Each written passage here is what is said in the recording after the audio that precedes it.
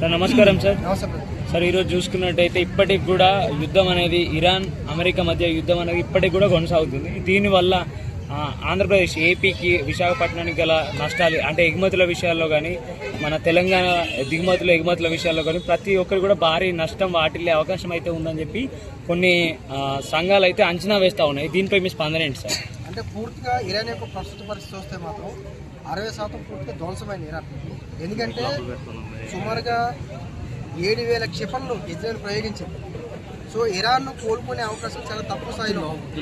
నిన్న ట్రంప్ చేసిన ప్రకటన ఏదైతుందో ఇరాన్ లొంగిపోవాలి అని చేసిన ప్రకటన ఏదైతుందో దాన్ని పూర్తిగా ఇరాన్ వ్యతిరేకించింది. మేము ఎట్టి పరిస్థితుల్లో లొంగిపోవాలనే విషయం చెప్పింది.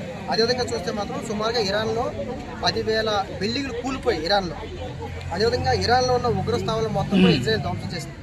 ఇవన్నీ వాతావరణం ఇరాన్ కూడా ప్రస్తుత పరిస్థితి చూస్తే మొత్తం క్షిపణులు కూడా 150 క్షిపణులు ప్రయోగించింది. ఇజ్రాయెల్ యుద్ధం చాలా బలంగా ఇరాన్ చేస్తుంది. ఎందుకంటే ఇజ్రాయెల్ ఈసారి యుద్ధాన్ని ఆపే పరిస్థితులు లేవు. ఇరాన్ ఆపాలనుకున్నా లేకపోతే ఐక్యరాజ్య సమితి లాంటి దేశాలు ఆపాలనుకున్నా ఇజ్రాయెల్ ఆపదు. ఎందుకంటే ఇజ్రాయెల్కి ఈరోజు వచ్చిన అవకాశం రేపు రాదు. ఎందుకంటే ఈరోజు అమెరికా సపోర్ట్ ఉంది, అంతర్జాతీయ సపోర్ట్ ఉంది. కాబట్టి భవిష్యత్తులో ఇరాన్ మీద దాడి చేసే అవకాశం ఇజ్రాయెల్కు ఉండదు. కాబట్టి ఈ అవకాశాన్ని ఇజ్రాయెల్ ఎట్టి పరిస్థితుల్లో వదులుకోవడానికి సిద్ధంగా లేదు. యూటిలైజ్ చేసుకుంటుంది అని చెప్పి చెప్తున్నారు అంతే. ఎందుకంటే ఇజ్రాయెల్ ఆ చుట్టూ ఉన్న ఇస్లామిక్ కంట్రీస్ వల్ల చాలా ఇబ్బంది పడ్డది. సో నిజంగా చెప్పాలంటే ఇజ్రాయెల్ చాలా సఫర్ అయింది. ఇజ్రాయెల్ ఎదుగుదలకి నష్టం కలిగేలా ఉంది. ఇంకో అంశం ఏంటంటే ఇరాన్లో అణు కేంద్రాలు ఉన్నాయి. ఎప్పుడైనా కనుక మెయిన్ సమస్య అణు కేంద్రాలు. ఎప్పుడైనా కనుక ఈ అణు కేంద్రాలు కనుక అణుప్రయోగం కనుక ఇజ్రాయెల్ మీద జరిగితే ఎంతకాలం కష్టపడి చేసిన ఈ యొక్క టెక్నాలజీ అంతా కూడా నష్టపోయే అవకాశం ఉంది. మెయిన్ రీజన్ ఎందుకంటే ఇరాన్ చాలా సందర్భాల్లో కూడా కొన్ని ప్రకటన చేసిన అవసరమైతే మేము ప్రయోగిస్తున్నాం. ఈరోజు అమెరికా కూడా అంత బలంగా రియాక్ట్ అవ్వడానికి ఇదే కారణం. సో అమెరికా మీద కూడా ఎట్టి పరిస్థితులు కూడా వీళ్ళు మేమేమంటే ఇరాన్ ఏమంటుందంటే అమెరికాని ట్రంప్ని ఎట్టి పరిస్థితుల్లో విడిచిపెట్టే ప్రసక్తి లేదని చెప్తారు. అంటే అమెరికా మీద కోపం కాదు, ట్రంప్ మీద ఎక్కువ వాళ్ళకి కోపం ఉంది. ఇదొక ప్రధాన అంశం. అదేవిధంగా నిన్న 10,000 కంటైనర్లు ఆగిపోయింది, రేట్లు వచ్చాయి. ఎందుకంటే మనం ప్రధానంగా చూసుకున్నట్లయితే మాత్రం 10,000 కంటైనర్ అంటే చిన్న విషయం కాదు.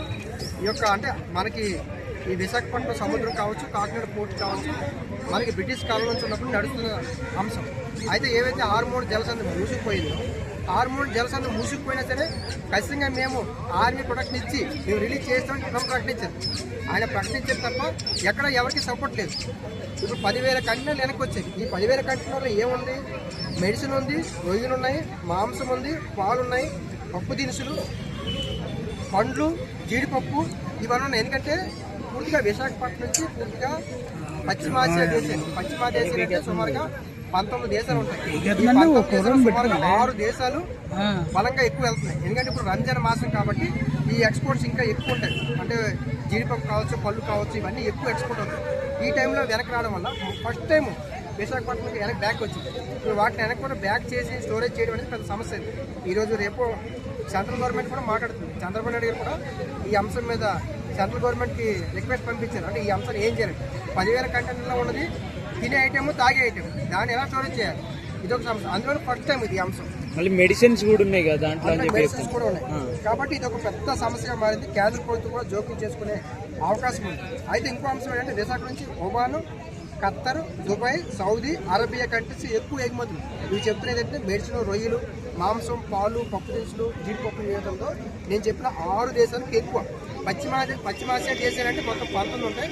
అందులో ఈ 6 దేశాలు మ్యాక్సిమం అరబ్ కంట్రీస్ కానీ, సౌదీ కంట్రీస్ కానీ, దుబాయ్ కానీ ఇక్కడ ఎక్కువ శాతం ఈ విశాఖపట్నం, కాకినాడ పోర్ట్ నుంచే తినే ఐటమ్స్ కానీ లేదా పప్పు దినుసులు కూర్చొని ఎక్కువ. ఇంకో అంశం ఏంటంటే ఎక్స్పోర్ట్లో కూడా అంటే ఎగుమతుల్లో కూడా ఈ యొక్క మన ఏవైతే జలసంధి మార్గం ద్వారా విశాఖపట్నం జలసంధి మార్గం ద్వారా చేపలు, రొయ్యలు ద్వారా 2024-2025 ఆర్థిక సంవత్సరానికి 28,000 కోట్లు సముద్ర మార్గం ద్వారా వ్యాపారం జరిగింది. ఇప్పుడు 2024-25